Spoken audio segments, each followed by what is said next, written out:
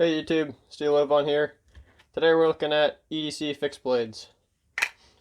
So EDC fixed blades for me are smaller than like camping or hunting fixed blades. Something that I would interchange for a folder, which is primarily what I carry in my day-to-day tasks and at work. So here's an example of a more robust. This is a pretty much unused one in blue and black. And here's one in gray and blue. Same knife. This one has been used a lot more. This one stays in my car and is used for pretty much everything. These are great EDC fixed blades. You can cut the clip off of them if you want, and you can just have it as a pocket fixed blade. That's another good parameter for an EDC fixed blade. It's got to be either pocketable or take up very little belt space. Like this. This is a Kabar TDI. This is a Taiwanese-made knife. Full disclosure, I bought this one a while ago. It's got a little concealed carry sheath, very short blade, comfortable handle, and takes up very little space on the waistband. There's a Kabar TDI. Up next, full disclosure, you guys have seen some of these already if you've watched my other videos. This is a little scalpel made by me. This is 1080 high carbon steel. This has distressed nut beads on it for decoration. It's zero convex ground, so it's very sharp. And this is a mustard and acid patina that I've put on it, and a little tiny Kydex slip for it. This fits nicely in the pocket. Drop it in there, don't even know you have it. Next this is the first knife I ever made. This was a kit. I bought the blade blank, the scales, and the brass pins. These are wood from my wood shop that I have access to. This is a nice walnut. This is bookmarked. The grain carries across. And hand rubbed satin on the blade. I'm not sure what the blade steel is. It says it was made in USA on the stamp. This little skull was me messing around with etching. So there's that. This sheath I don't really use often. This is mostly a kitchen knife. But this was something I bought and then wood burned some paraphernalia onto. Let's leave this one out here for some interest. Next, we have another kit knife. This is the second knife I ever worked on. Same deal, I bought the blade blank and the hardware for it. Wood burn the sheath here. It's a leather sheath with a little loop on it that I can throw on my belt if I want to, but mostly I throw this in my pocket. Once again, hand rub satin on the blade. Probably more like a paring knife.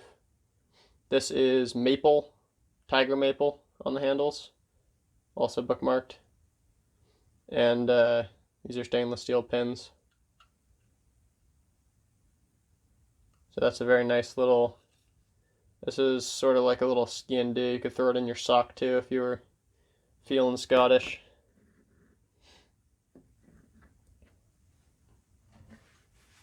Next up, you guys have seen this. This is another 1080 by me. Black micarta scales, yellow G10 liners, acid wash blade, nice little Warrenclyffe tiki bead on it, and some Kydex. This thing's nice. I've had it in multiple different carry options. Right now I have it horizontal on my belt, but I've had it vertical. I've had a belt loop for inside the waistband. I've beat this one around a bunch. So there's that. I'm gonna try to get some more of these out. Another blade. Here we go. This is another Warrenclyffe 1080 chisel ground with a cold blue finish on it. It's nice black. removable black micarta handle scales. It does not have liners, but since the handles are removable, I was able to glue all the way around the tang. Nice little kydex for it, works very well. Tech lock for vertical carry. And I like how, since the handle's curved, you actually get a much better grip on it when you're holding it. So that's a really neat blade. Let's see if I can get this in frame.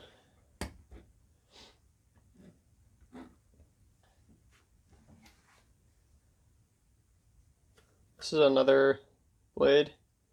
This is an Emerson Ski and Do. Get it the right side up here. So this is an little Emerson fixed blade in 154 cm. Nothing really fancy going on here, but I liked the combination of a Ski and Do design and it being USA made. And this has very good ergonomics here. It is V-ground, but only one side of the secondary bevel is sharpened, so it's chisel secondary bevel, as you can see. I then wove this paracord into the handle, adds a little bit of traction and interest. It goes into this this big lanyard with a Celtic bead on it. And then here's the little sheath for it. Emerson knives.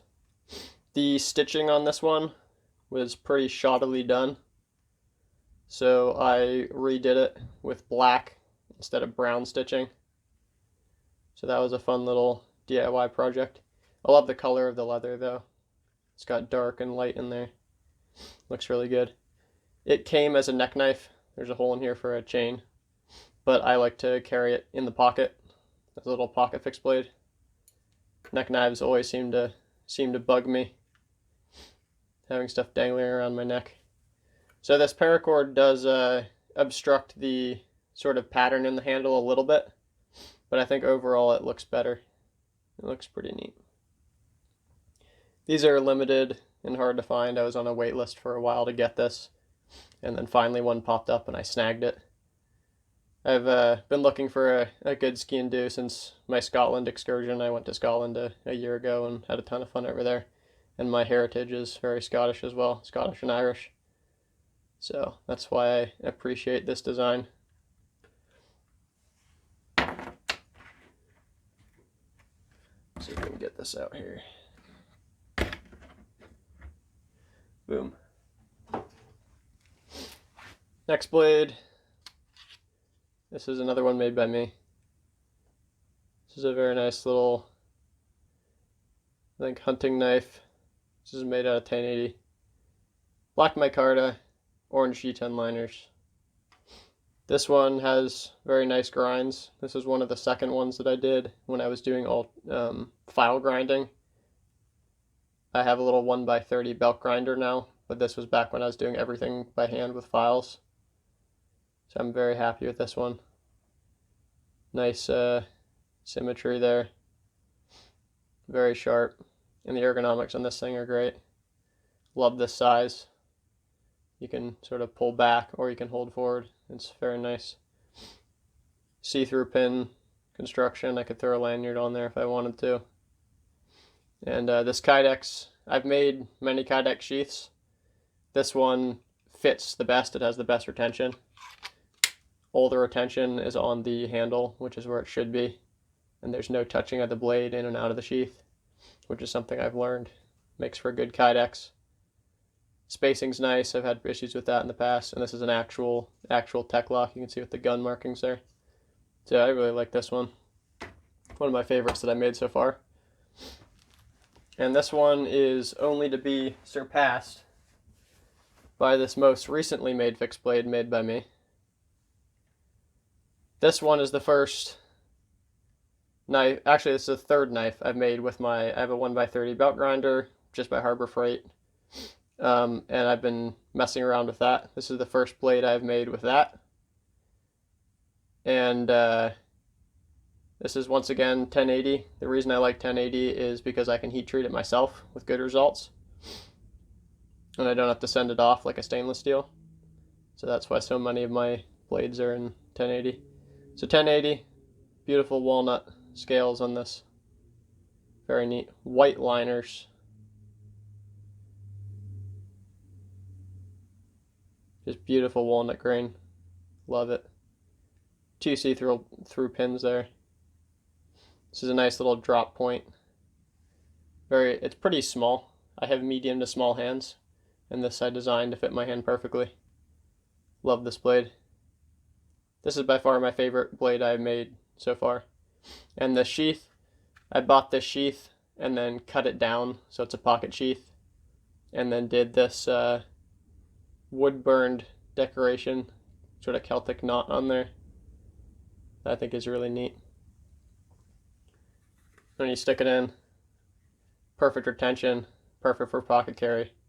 Just throw it right in there. This is really pleased with this blade. So there's the final one for this video. Leave a like and a comment what you guys want to see next out of me. And I know people keep saying that they want to see knife making videos. I don't make knives super often, and it's few and far between when I do. So it's hard to make a cohesive video. I'm partway through making one now, so I might wind up recording the rest of that and see how that goes. But no promises. So I hope you guys all stay safe, and talk to you later.